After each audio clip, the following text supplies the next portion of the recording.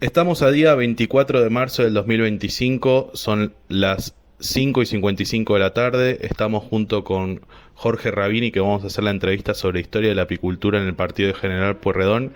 Y para comenzar, la primera pregunta que le quiero hacer a Jorge es si usted nació en Mar del Plata y si no, de dónde venía y cómo estaba constituida su familia. Bueno, yo nací en Mar del Plata, de padres marplatenses. Estoy casado, tengo 5 hijos y 13 nietos. Bien, perfecto.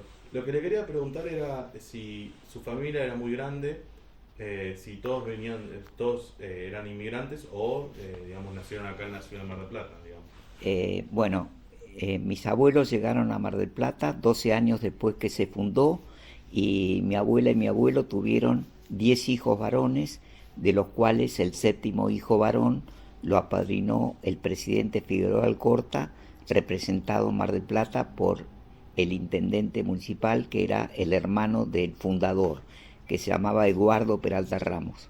Bien, lo que le quería preguntar, no se preocupe por moverse, déjelo ahí, así no se tiene que estar moviendo. Lo que le quería preguntar es si siempre vivieron acá en Mar del Plata o en algún momento decidieron trasladarse a otro lugar. ¿Sí?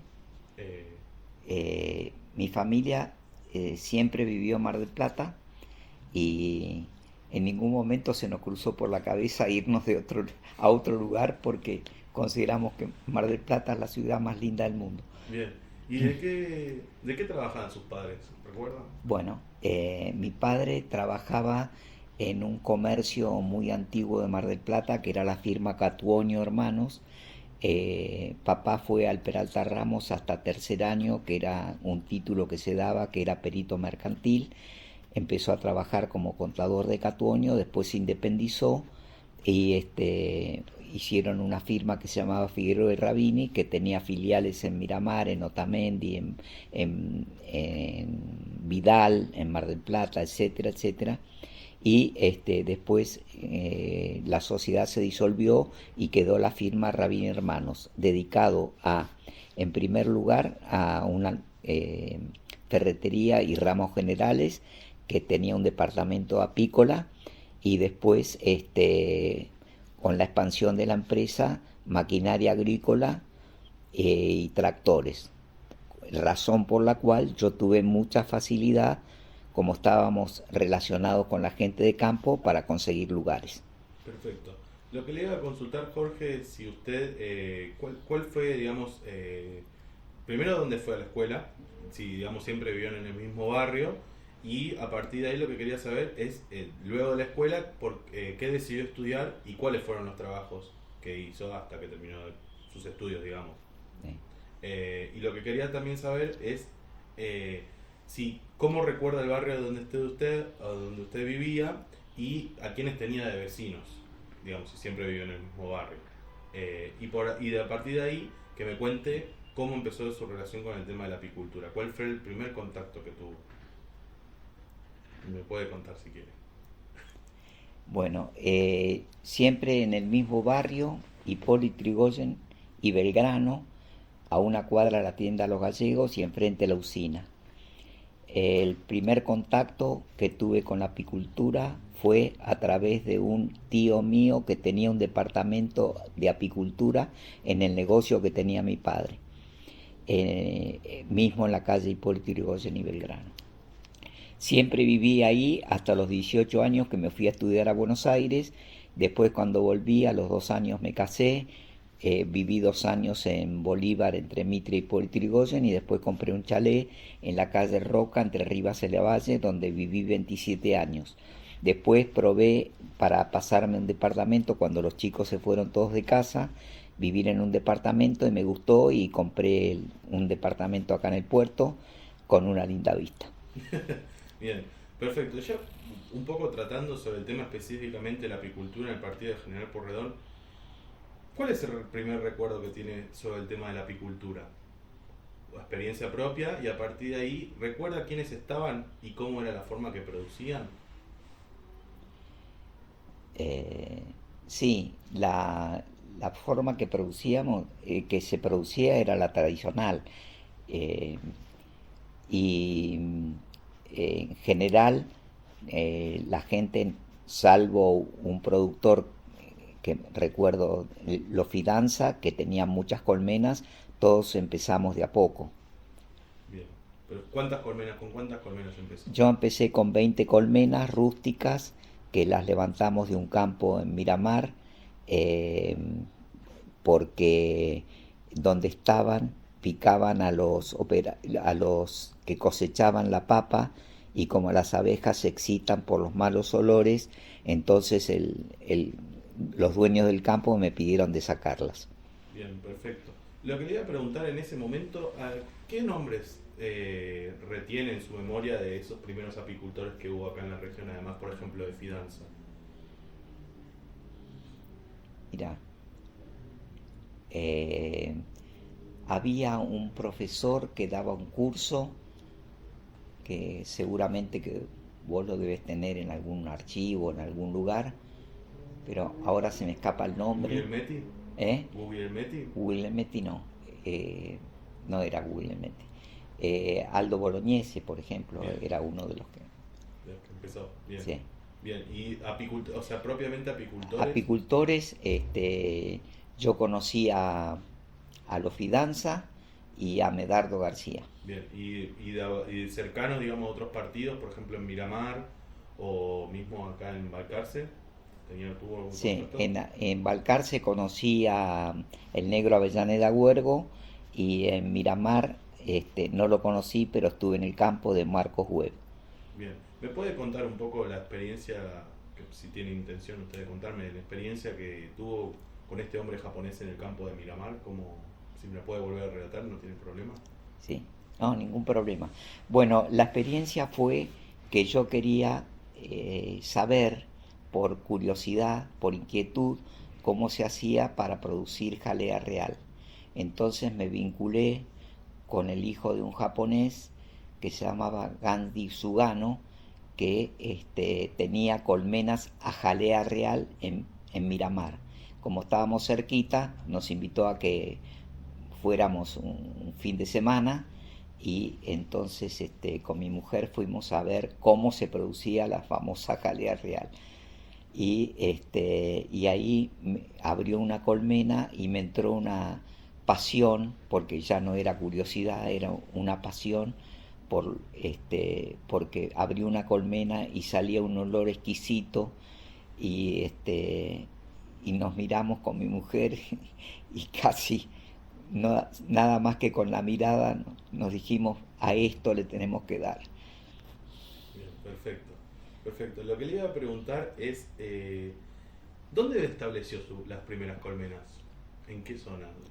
Bueno, las primeras colmenas, una vez trasladadas las 20 rústicas de Miramar, las trasladé a una quinta que tenían mis padres en la zona del Coyunco. Y fue muy traumático el traslado, porque se abrieron las colmenas y iban picando a todo el mundo, entre ellos a unos ciclistas que cruzamos en el camino, que andaban a los manotazos porque los picaron las colmenas y huyeron despavoridos. Yo a la noche llamé al hospital de Miramar para ver si había alguna persona enferma o en mal estado, porque me quedé muy preocupado. Y cuando llegué a la quinta, que quedaba frente a Sierra de los Padres, en el Coyunco, picaron a una hija de un hermano mío, una sobrina. Entonces mi hermano me amenazó que las iba a quemar con un lanzallamas a las colmenas.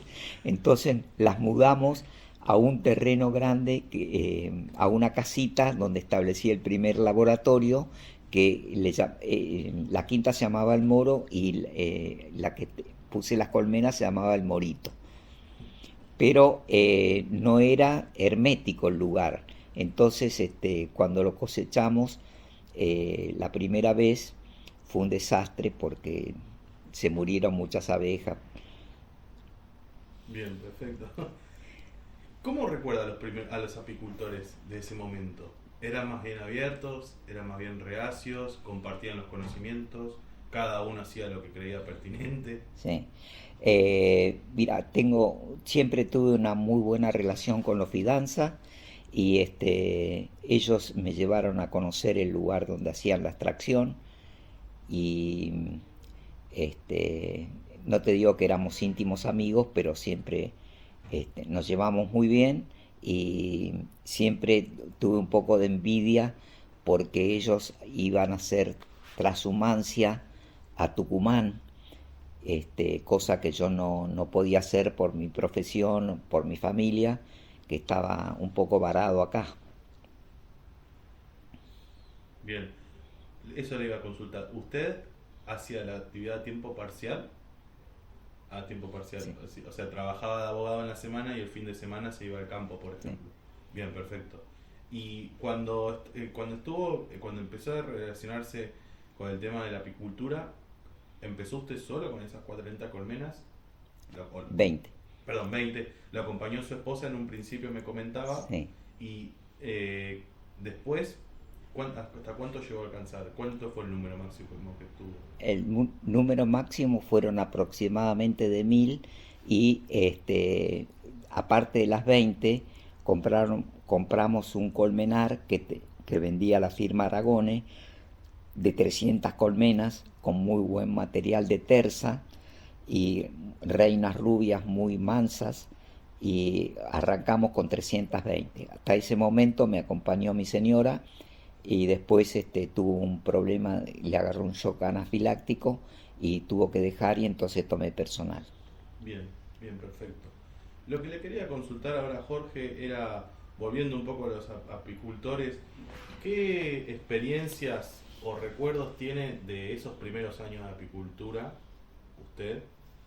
¿Y cómo era la situación, digamos, de la producción principalmente y por otro lado del tema de la comercialización? ¿Cómo se hacía, digamos, el comercio y, y la producción? Lo que me habían comentado algunos es que muchos habían empezado haciendo fraccionamiento en sus domicilios. Quería saber si le había pasado eso o si buscó, digamos, otra alternativa. Siempre estuve en la búsqueda de alguna alternativa superadora a la producción de colmenas de miel vendida en tambores, Bien, porque en general el acopio de miel no era tan rentable como el fraccionamiento. Pero lo que pasa que el fraccionamiento, como el consumo de miel, primero por la población y segundo por el consumo per cápita no era alto, era, como decirte, bastante problemático fraccionar. Yo fraccionaba para vender a algunos conocidos o amigos, o reposterías o gente que utilizaba la miel, pero a muy baja escala. Después, más adelante, sí, empecé a fraccionar con las marcas Sierra de los Padres que había registrado un tío mío, hermano de papá, mucho tiempo antes. bien, perfecto. Y un poco relacionado a eso, cuando usted, volviendo ya a lo que era apicultura rústica, ¿conoció ejemplos de apicultores que cazaban enjambres o tenían las colmenas en cajones de manzana o comercializaban con botellas de vidrio la producción? Sí, en realidad no conocía ninguno con cajones de manzana. Ya esa etapa había sido superada y todo el mundo tenía las colmenas normalizadas. Y en botella de vidrio me acuerdo de que Roberto y Mario fraccionaban en botella de vidrio. Bien, perfecto.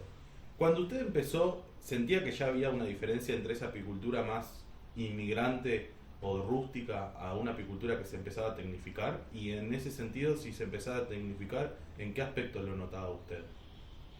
Bueno, en realidad yo cuando establecí mi planta de extracción y fraccionamiento en el Parque Industrial de Mar del Plata, fui un pionero del desarrollo de la tecnología, porque empecé a tener un laboratorio como Dios manda, cosa que no ocurría en el resto de los apicultores que hacían su extracción en lugares improvisados. Yo tenía la planta habilitada por Senasa y la municipalidad, de manera que todo azulejado, el laboratorio, todo chiche bombón. ¿En qué año fue eso, Jorge, más o menos? ¿Qué es eso?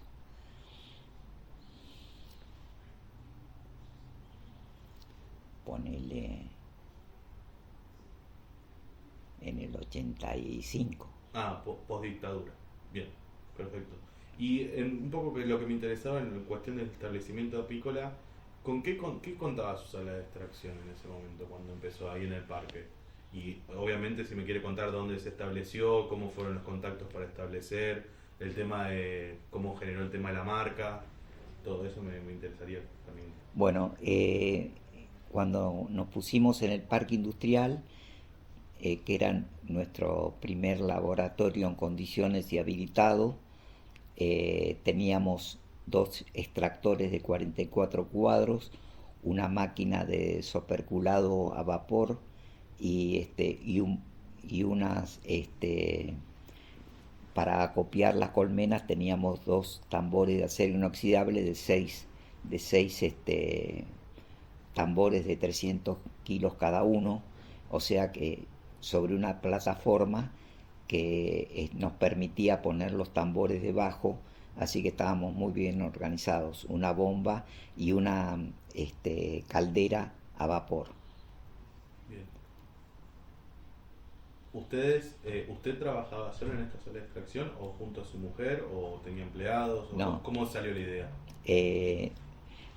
la idea surgió porque yo me quería poner eh, algo que sea más moderno y entonces tomé empleados para hacer la cosecha y la extracción y siempre colaborando en persona y también algunos de mis hijos eh, en el verano, cuando no estaban estudiando, colaboraban conmigo en la extracción. Bien. ¿Y el tema del circuito de la comercialización, se acuerda Jorge en ese momento cómo era? Sí, el circuito de la comercialización empezó con un supermercado que había acá que se llamaba Elefante, que era de un señor García Gogui, que después se lo vendieron a Disco. Y era muy bueno el lugar de comercialización y yo lo hice con una marca que se llamaba Miss B, que registré también junto con Sierra de los Padres, que la actualicé. Así que en ese tiempo me fue muy bien con la comercialización. Pero después, al venderse la cadena de Elefantes a Disco, cambiaron los directivos, por supuesto, y ya me resultó muy difícil entrar en ese circuito comercial. Bien. ¿Usted tuvo oportunidad también de exportar o digamos más bien la comercialización que realizaba era más bien dentro del orden local? Sí, yo cuando hacía solamente la comercialización en tambores, lo entregaba a una firma acopiadora y después a través del tiempo fui comprando frascos y comprando envases apropiados para el fraccionamiento. Bien, perfecto. Un poco retomando el tema de producción, quería comentarlo, preguntarle sobre el tema de enfermedades y si tuvo el tema de las enfermedades ahí digamos, lo sintió. Y le quería preguntar, la primera pregunta es, ¿qué enfermedades recuerda? Bueno, las enfermedades que empezaron a atacar, porque al principio las colmenas eran mucho más sanas, era el varroa y la loque americana. Y hacíamos un tratamiento, pero no era posible controlarla, pero sobre todo lo que perjudicó fue la aplicación del glifosato y los fertilizantes y todo que usaban en los campos, que se empezó a deteriorar, venir abajo las colmenas y hacer que los apicultores que podían se trasladen, hacían transhumancia para irse más lejos de la zona. Bien.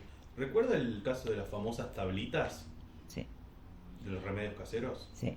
Las tablitas las empapábamos con un producto que no me acuerdo cómo se llamaba. Las empapábamos y húmedas las colocábamos entre entre los cuadros de las colmenas y era bastante efectivo. Bien. Lo que le quería consultar también es, ¿hubo en algún momento en este problema de las enfermedades una crisis, se podría hablar de crisis sanitaria, que hayan sufrido los apicultores en general? ¿O usted cree que hubo una crisis que afectó de forma notoria? Sí, yo creo que eh, a través de la difusión del Varroa y del Ocre americana se empezó a deteriorar mucho la producción y a morirse muchas colmenas, que es una de las cosas que me pasó a mí. Y otra de las cosas que me pasó fue que durante el gobierno de Menem, el 1 a 1, la miel prácticamente no valía nada. En cambio, la utilización de gasoil, que era precios internacionales, y los insumos en general eran muy altos y la miel valía poco. Bien.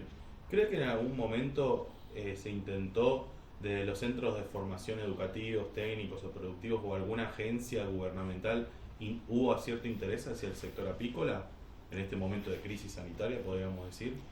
Que yo lo haya percibido, ningún apoyo. Bien, perfecto. ¿El tema de la africanización lo recuerda?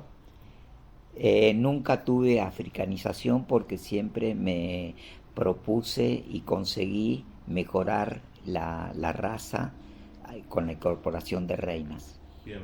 ¿Recuerda quién le compraba las reinas, Jorge? Sí, en un momento hice una importación a través de la firma Terza de unas abejas italianas, eh, de unas rubias muy mansas, y después le compraba a Déramo las reinas. Bien, perfecto. Nunca produje reinas, lo intenté, pero no con mucho éxito. Bien, perfecto. ¿Tiene alguna anécdota para concluir con este apartado sobre el tema de la incidencia de estas enfermedades que quiera contarme, obviamente? Sí, lo que te puedo decir es que sufrí cada vez que iba a las colmenas, que yo iba siempre a los colmenares, llegué a tener 20 o 30 lugares, me decepcioné mucho con la mortandad. Eso me desilusionó un poco. Bien. Y lo que le iba a consultar un poco también en relación al tema de las enfermedades es qué opina de la transhumancia. Y entiendo por lo que me viene narrando que usted no optó por la transhumancia por cuestiones del trabajo propiamente de usted, pero ¿qué piensa respecto del tema de esto del traslado de colmenas y venir, por ejemplo, con una tirada de núcleos ya para armarse uno cuando viene acá a la ciudad? Yo creo que el futuro de la apicultura en este lugar, sobre todo en el partido General Pueyrredón, el futuro es muy escaso, porque si no se hace transhumancia, cada vez rinden menos porque cada vez los campos se cultivan más intensamente, cada vez hay más desarrollo de la horticultura y cada vez hay más la aplicación de los fertilizantes modernos que arruinan a la apicultura en general. Pienso que el futuro es la transhumancia. Perfecto. Un poco ya para entrar con el tema del orden institucional, quería saber si en su forma de trabajo o en su relación con la cuestión de la producción hubo involucramiento de instituciones productivas o técnicas, ya sea cooperativas que se crearon o ya sea asociaciones apícolas que reunían a los apicultores, que tendieron un poco a digamos, encauzar o colaborar con los apicultores que estaban un poco a la merced, digamos, del tema del precio de la miel o el tema de la sanidad, etcétera. Que yo recuerde, no, ningún apoyo por parte de las instituciones, y lo que sí recuerdo es un curso de reinas que se hizo en el INTA o en una extensión agrícola en General Belgrano. Bien, perfecto. Un poco lo que le iba a consultar, ya que trajo a colación el tema de General Belgrano, es si usted tuvo oportunidad de conocer el apiario Bober en General Belgrano y a partir de ahí, si también conoció a otros referentes del ámbito, como por ejemplo Luis Cornejo o a Luis Cutinela o a Katze Nelson o a otros productores como Arquímedes Hernández, por dar alguna serie de nombres. Sí. Con Luis Cornejo lo conocí, éramos bastante amigos, y fue siempre una persona de gran capacidad y de asesoramiento a todos los apicultores que queríamos desarrollarnos en Mar del Plata. Bien, perfecto. Lo que le quería consultar también es sobre el tema específicamente de si hubo intentos de financiamiento o programas específicos para los productores que no solamente se querían orientar a la producción, sino que se querían orientar a la comercialización de la miel. No, ninguno. Bien, perfecto. Y en ese momento, ¿a quién, digamos, en la década del 70-80, más tirando para el lado de los 80, quiénes recuerda ya en el sector que vinieron posteriormente a los que me contaba hoy más temprano?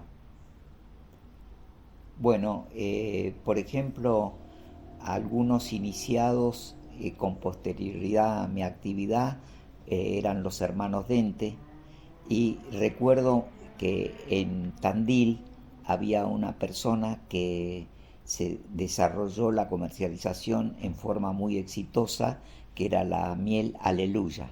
Bien. ¿A los hermanos Barleta los conoció? No. No tuvo oportunidad. Bien, perfecto. ¿Hubo en algún momento interés por parte de los investigadores, dígase, o ingenieros agrónomos que estaban interesados en brindar cierto asesoramiento a los apicultores, o tampoco? Sí, la única persona que yo recuerdo fue Aldo Bolognesi, que era una especie de consultor, porque él sabía mucho y tenía una cátedra de apicultura, creo que en la extensión agrícola de Miramar. Bien. ¿Tuvo usted oportunidad de ir a los cursos brindados, por ejemplo, por el CEPA o por otras instituciones? No. Bien, perfecto. Un poco para continuar, ya específicamente lo que es tecnificación, ¿cree que se dieron cambios en la forma de producir en tema apícola en la región? En cuanto a la producción en sí, desconozco que haya cambiado mucho la técnica. Bien. ¿Y en la forma y hubo avances, por ejemplo, en el tema de la maquinaria, la genética o la alimentación? Sí, en el tema de la extracción, por ejemplo, sé que hubo algunos apicultores que desarrollaron sistemas mucho más modernos, por ejemplo, de soperculación en frío, este, incorporaron para la cosecha camiones, guinches, donde antes no se usaban y teníamos que subir las salsas a pulmón. Bien. ¿Cree que hubo, a partir de este proceso de tecnificación que se empieza a entrever entre el 70 y 80, una tecnificación en la productividad y que se trasladó eso en la rentabilidad de la actividad, o no? Yo creo que, por el contrario, la producción por colmena fue disminuyendo.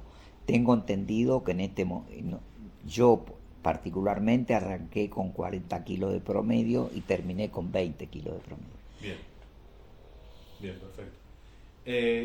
¿Cree que un hito importante en el tema de la tecnificación fue el tema de la cría de reinas y la búsqueda de una genética más mansa y que a la vez fuera más resistente al tema del varroa? ¿Cree que fue algo que...? En cuanto a la resistencia de varroa lo desconozco, pero sí hubo una cierta cantidad de apicultores que se dedicaron a la cría de reinas de origen italiano, que eran sobre todo buscando la mansedumbre y la productividad. Bien, y un poco lo que le iba a consultar es si recuerda alguna de estas instituciones que le mencionaré ahora. Por ejemplo, la Cooperativa Apícola Mar y Sierras, o el Departamento de Granja, o la Escuela Agronómica de Miramar. ¿Recuerda alguna de estas instituciones ustedes tenían relación directa o indirecta con ellos? De la escuela de Miramar sí, porque Bolognese era el director o una parte principal, pero después la cooperativa agrícola de General Pueyrredón no existía. Bien, perfecto. Ahora un punto que me parece que es sumamente importante que voy a tener con usted hoy es el tema de la comercialización y la producción. Me gustaría que me cuente cómo recuerda que se comercializaba la miel en la década del 70-80, que es más o menos cuando ustedes están comenzando con el tema. En aquella época el fraccionamiento o la venta en supermercados, por ejemplo, era muy rara, muy escaso. Se comercializaba a granel casi toda la producción y un poco en baldes eh, chicos de alrededor de 14, 15 kilos que se comercializaba en forma familiar. Bien, y un poco con el tema de las salas de extracción. ¿Existían las visitas de inspección para tratar el tema del proceso productivo? Es decir, para ver la cuestión de la higiene, para ver la cuestión del procesamiento de la cera. Eh, ¿Recuerda eso cuando estuvo, o sea, cuando empezaba allá en el parque industrial? Sí. Bueno, una vez fueron a inspeccionar eh, para darme la habilitación, pero después nunca más aparecieron. Bien. Eh, ¿Existía algún plan que usted tenía a la hora de hacer la extracción de la miel? O sea, ¿tenía un itinerario, por ejemplo? ¿Recuerda? ¿Un qué? Un itinerario, o sea, realizaba ciertas actividades siempre a la hora de extraer la miel y del comercio posterior. No te entendí la pregunta. Si usted, a la hora de hacer la comercialización de la miel, tenía un plan, digamos, por ejemplo, este día voy a extraer la miel, mañana la voy a filtrar, pasado lo voy a hacer o no. Sí, era un plan sistemático. Era, la decantación era fundamental para llenar los tambores porque no se podía mezclar con la cera y tenía que estar perfectamente pura y decantada. Bien, perfecto. Le quería consultar ahora, Jorge, sobre el tema de la cuestión de los nitrofuranos. Fue en un momento en los Estados Unidos la miel argentina no entraba por un componente químico que parecía como un residuo. No sé si usted sufrió esa crisis de los nitrofuranos o no. Sí. No, nuestra miel, según el acopiador que yo le vendía, iba para Europa, para Alemania o Japón, no, no para Estados Unidos. Bien, perfecto. ¿Qué maquinarias o elementos utilizaban para la explotación, digamos, para el tema de la explotación en la producción? ¿Para la producción Sí, o para la extracción? para la extracción y para la producción, ambas cosas. Sí. Para la producción, el sistema tradicional, y para la comercialización, para la extracción, utilizábamos los extractores eléctricos de 44 cuadros. Bien. ¿Cree que en el momento en que estaba empezando usted, el consumo del orden local, digamos, la región, era muy bajo en relación a la exportación? ¿O eso fue aumentando progresivamente con el tiempo? Sí, a medida que se fueron estableciendo apicultores en la zona, fue creciendo el volumen de producción y de exportación. Bien. ¿Se dieron cambios en la calidad y en la presentación del producto apícola? Dígase miel, jalea real, propóleo, etcétera. ¿Hubo cambios? Y sí, siempre se fue evolucionando con la presentación de los... Antes se envasaba en plástico, después se empezó a envasar en vidrio, también se envasó un poco en PET, pero siempre apuntando al mejor contenedor de la miel para poder comercializarla mejor. Bien. ¿Cree que hubo cierta incidencia de las cooperativas o asociaciones apícolas para influir o darle valor agregado a la producción? En General Pueyrredón no conozco. Bien, perfecto. ¿Colaboró de algún modo la UCIP, la Sociedad Rural, el INTA o otras entidades para el emplazamiento y desarrollo de salas de extracción, planes de financiamiento o colaboración? En mi época no teníamos ningún apoyo gubernamental. Bien. Un poco lo que le quería consultar ahora, Jorge, era ¿cómo fueron los primeros años en el parque industrial? Cuando usted empezaba, ¿qué empresa recuerda? Y esos primeros años, ¿cómo habían sido? Bueno, yo tenía al lado una empresa también dedicada a la extracción y fraccionamiento de miel, que era de un tal José Jovi con J. Y tuvimos un inconveniente porque en aquella época se instaló una firma de inertizado de garrafas muy cerca de las plantas nuestras, la de Jovic y la mía y de PepsiCo, que largaban el líquido putrefacto del inertizado de las garrafas, lo largaban en la cloaca. Entonces eso odorizaba en forma terrible y tuvimos una lucha interna con la municipalidad tremenda para que clausuraran la cosa, pero había un acomodo político que la sostenía y sufrimos mucho esa instancia. Bien, lo que le iba a consultar es, en ese momento, ¿cómo, digamos, se daba el tema de la producción de miel, digamos? ¿Había otras empresas que se habían radicado en la zona, además de ustedes, que tendían a buscar esto de la extracción de miel? Pienso, por ejemplo, en el caso de la gente del Colmenar, de Hernández. Más o menos es de la misma época, anterior a ustedes. Sí, Hernández fue un poco posterior a nosotros. Después creció mucho y se estableció en un lugar muy estratégico que es el acceso a Sierra de los Padres. Empezó a crecer en número de colmenas, después se incorporaron los hijos o el hijo y tuvieron un desarrollo espectacular, sobre todo en el campo de la extracción y fraccionamiento. Y tengo entendido que es uno de los proveedores más importantes de Habana. Bien. Lo que le quería consultar también, Jorge, es ¿cuáles fueron los mejores años que tuvo con la empresa usted ahí en el parque industrial? ¿Y cuánto llegó, digamos, a envasar o sacar? ¿Recuerda? Bueno, el año más importante que tuve fue un año que hubo un régimen de lluvia muy apropiado, un clima muy apropiado, que coseché 30.000 kilos de miel.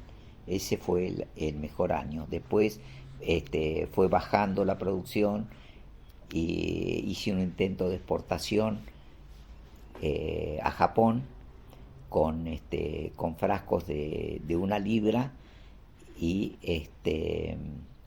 que mandamos 2 contenedores en muy buenas condiciones y que dejó muy buena rentabilidad también. Bien. Otra consulta que quería hacerle es el tema de los acopiadores y el tema del precio de la miel. Siempre como que he escuchado entre los apicultores, usted me podrá decir si es así o no, o mismo su opinión, que hay mucha discusión en torno siempre al precio de la miel, que está más bajo que el azúcar, y otra de las cuestiones es el tema de la pelea entre el productor que saca la miel del campo y se la lleva al acopiador, o al intermediario que queda por medio entre el acopiador, y que este acopiador, entre comillas, saca una ventaja. ¿Es así? ¿No es así? ¿Por qué cree que eso digamos, es un comentario que está en el ámbito? ¿Me podría decir usted? O... Sí, mira, siempre los productores, los que hacíamos miel, intentábamos salvar el tambor. Por lo tanto, si se podía fraccionar de alguna otra manera que no sea porque los acopiadores trabajaban a tambor muerto, o sea que cada cosecha había que volver a comprar los tambores para envasarlo y después se empezó a exigir tambores nuevos y entonces eso mermaba mucho el precio. Y siempre el concepto era que el acopio de la miel en tambores no era tan bueno como el fraccionamiento. Lo que pasa que los supermercados no pagaban bien la miel fraccionada. Había que tener mucho aguante de capital porque los supermercados, como todo el mundo sabe, pagaban mañana, tarde y nunca. Bien. Otra consulta que le quería hacer es si en las exposiciones apícolas, por ejemplo en Azul, no sé si tuvo oportunidad de estar, Sí. se hacía difusión al producto, digamos, más de tipo regional, de marca regional. ¿Recuerda casos de otros productores o conoció casos de otros productores más a nivel del sur de la provincia de Buenos Aires? Sí, yo iba a las exposiciones de Azul porque siempre era muy interesante, pero no conocía las marcas ni los productores de allá. Perfecto. Un poco para ir cerrando la entrevista, quería, digamos, en retrospectiva, hacer una serie de consultas. ¿Cuál cree usted que fue o son los principales cambios que vivió la apicultura en los últimos 50 años en la región. Y si esto en relación va al número de apicultores que hay a la cantidad de colmenas. Es decir, hubo un aumento correlativo entre la cantidad de apicultores con las colmenas, disminuyeron los apicultores y aumentaron la cantidad de colmenas, o disminuyeron ambos. Mira, yo pienso que hubo un momento que la apicultura se difundió muy grandemente y era como si fuera una moda y entonces hubo muchos apicultores chicos y pocos grandes, digamos. Bien, perfecto. ¿Cree que hubo factores internos o externos al sector que afectaron, por ejemplo, políticas gubernamentales, crisis sanitarias o económicas y cambios ambientales? Hubo de todo, mira, hubo crisis ambientales, la apicultura es un sector muy castigado por todos lados, así como los productores agropecuarios sufren las inclemencias del tiempo, en apicultura eso se sufre mucho, pero sobre todo y principalmente por la aplicación de los fertilizantes y los agroquímicos que deterioraron mucho la producción. Bien, perfecto. Lo que le quería también consultar es si cree que es mejor, o sea, digamos, como una opinión, quizás no lo sabe, me lo podría decir, si cree que actualmente la apicultura en el partido de General Pueyrredón ha progresado en relación a los 50 años que usted estuvo por detrás. Totalmente. Siempre se va progresando de una u otra manera, se van perfeccionando las técnicas de extracción y producción y el mundo ha aceptado el avance tecnológico en todo sentido y sobre todo y fundamentalmente la lucha contra las enfermedades. Bien, perfecto.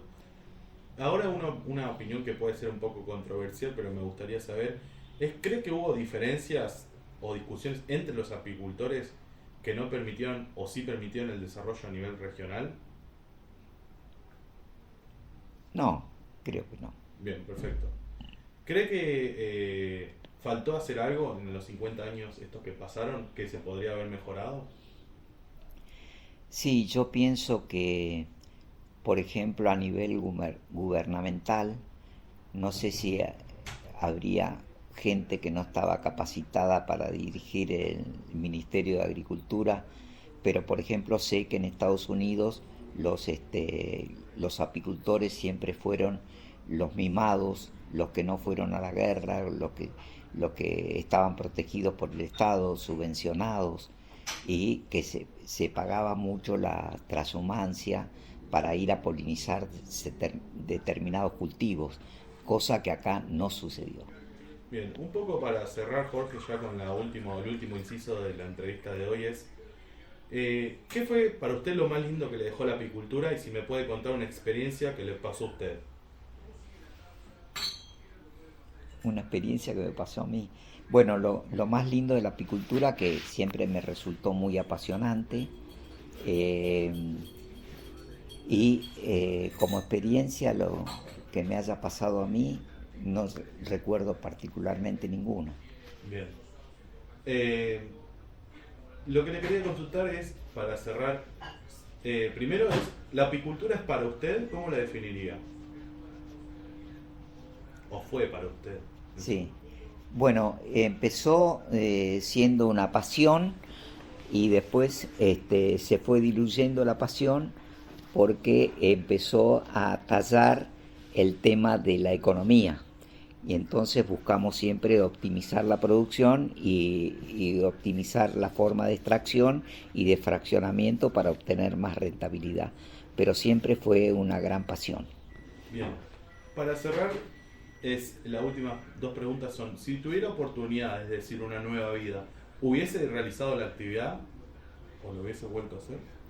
Lo hubiera vuelto a hacer, pero me hubiera encantado teóricamente estar en otra situación de apoyo a la apicultura.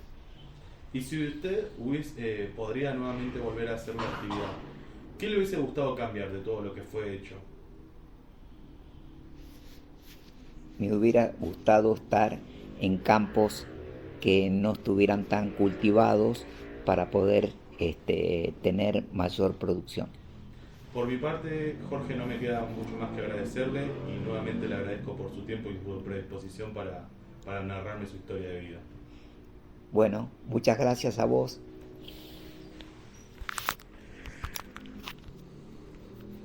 ¿Tenés algo?